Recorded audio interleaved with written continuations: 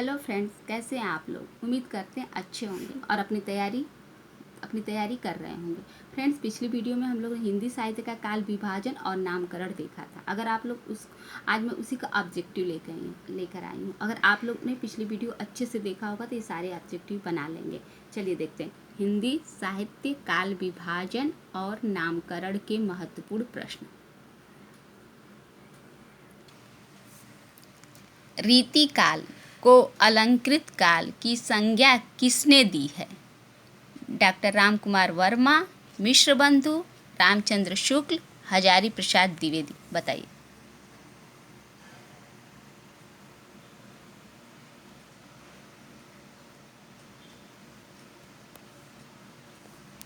इसका सही आंसर होगा मिश्र बंधु।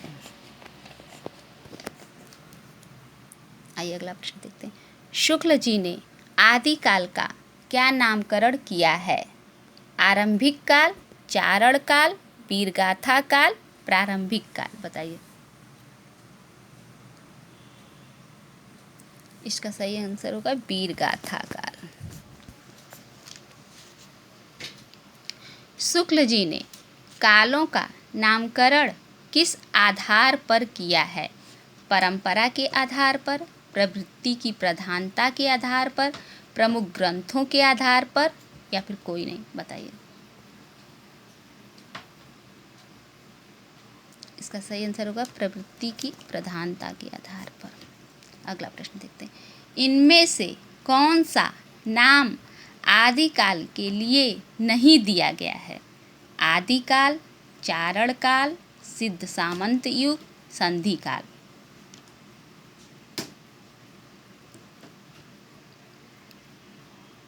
क्या प्रश्न पूछ रहा है? नहीं दिया गया है।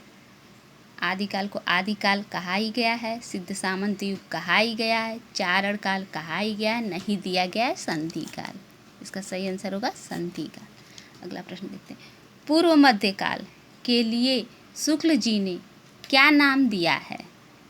भक्ति काल, रीति काल, पूर्व माध्यमिक काल, कोई नहीं। बताइए।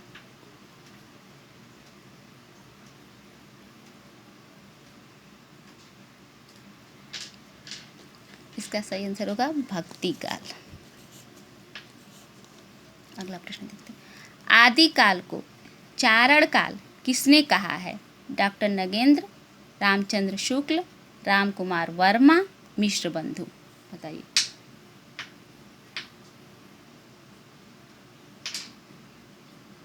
इसका सही आंसर होगा रामकुमार वर्मा। अगला प्रश्न देखिए। शुक्ल जी ने आधुनिक काल का नाम क्या रखा है? वर्तमान काल, आधुनिक काल, गद्य काल, कोई नहीं। बताइए।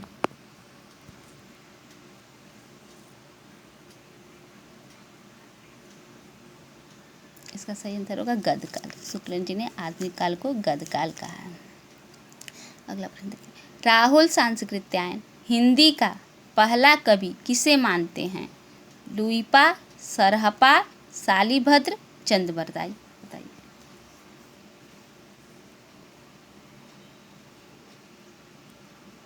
इसका सही आंसर होगा सरहपा।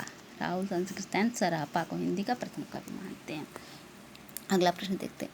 रामचंद्र शुक्ल ने हिंदी साहित्य के इतिहास को कितने कालों में विभाजित किया है? 3, 4, 5, 6। बताइए। इसका सही आंसर होगा 4। आचार्य रामचंद्र शुक्ल ने 4 काल विभाजित किया है। राहुल सांस्कृत्यायन ने आदिकाल को क्या नाम दिया है? सिद्ध सामंत काल, संधि काल, चारण काल, अपभ्रंश काल। बताइए।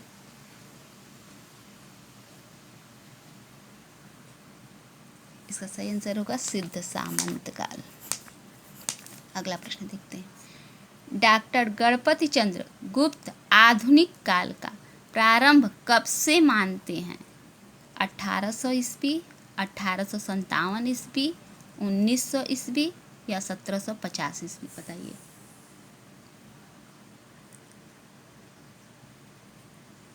इसका सही आंसर होगा 1857 ईस्वी। अगला प्रश्न देखते हैं, श्रौकाचार की रचना कब हुई थी?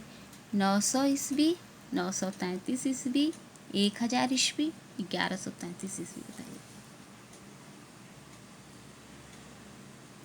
इसका सही आंसर होगा 933 ईस्वी। अगला प्रश्न देखिए, हिंदी का पहला ग्रंथ कौन सा है? भारतेश्वर बाहुबली रास, श्रावकाचार, पृथ्वीराज रासो, पाहुण दोहा? बताइए।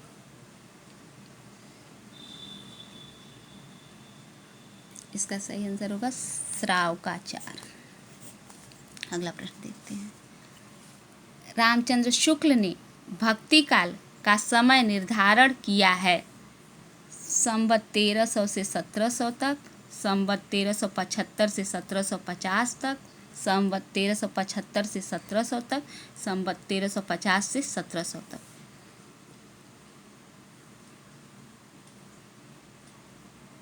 इसका सही आंसर होगा संवत 1375 से 1700 तक। अगला प्रश्न देखते हैं, श्रावकाचार के रचयिता कौन हैं? देवसेन, धनपाल, राम सिंह, चोइंदू?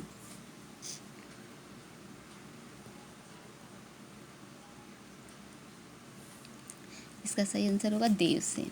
श्रौकाचार के रचयिता देवसेन थे। अगला प्रश्न देखिए, हिंदी साहित्य के इतिहास को सर्वप्रथम कालक्रम के अनुसार विभाजित करने वाले लेखक हैं? Ramchandra Shukla, Hazari Prasad Dwivedi, George Grierson, doctor Ram Kumar Verma? बताइए।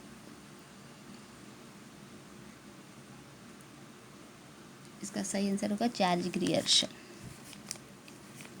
अगला प्रश्न देखते हैं, कौन सा नाम आदिकाल का नहीं है? वीरगाथा काल, वीरता काल, चारण काल, बीज बपन काल?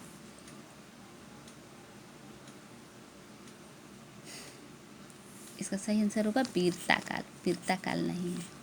चलिए बताइए, बीज बपन काल को किस विद्वान ने रखा है? चलिए हम इसको बताते हैं। आचार्य महावीर प्रसाद द्विवेदी ने आदिकाल को बीज बपन काल कहा है।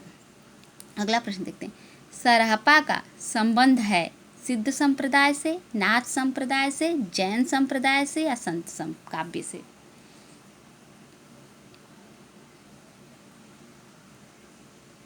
चलिए इसका सही आंसर होगा सरहपा का संबंध सिद्ध से है। सरहपा 84 सिद्धों में से एक थे। अगला प्रश्न देखते हैं, आचार्य रामचंद्र शुक्ल ने इनमें से कौन सा नामकरण नहीं किया है?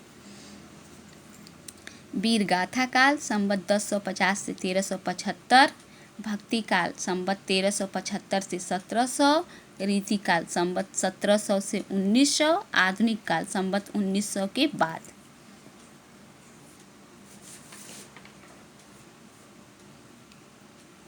इसका सही आंसर होगा आधुनिक काल। क्या प्रश्न था? नहीं किया। तो वीरगाथा काल संवत 1050 से 1375 तक इन्होंने किया ही था। भक्ति काल संवत 1375 से 1700 इन्होंने किया ही था।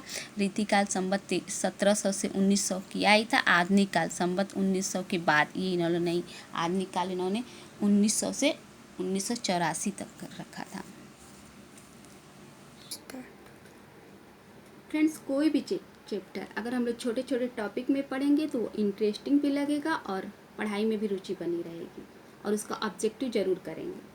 फ्रेंड्स, अगर ये वीडियो आप लोग को अच्छी लगी हो तो इसको लाइक करिएगा, सब्सक्राइब करिएगा और अपने दोस्तों में शेयर करिएगा। धन्यवाद।